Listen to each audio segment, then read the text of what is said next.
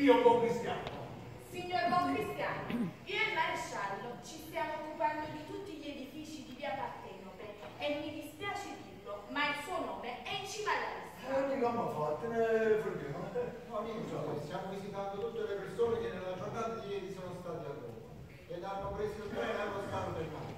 E ci risulta un certo buon cristiano Ferdinando. Sono io, sono suo fratello. Ah, benissimo, allora ci si vede tutte e due.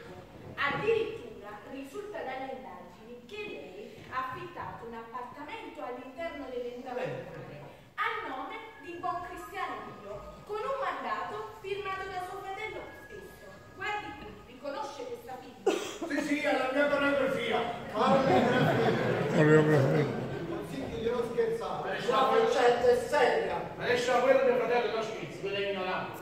Ma non sapete che Napoli è subbuglio? Il colpo al Vaticano è stato rivendicato dal clan di Laura Lampa, detta signora. Lo sappiamo.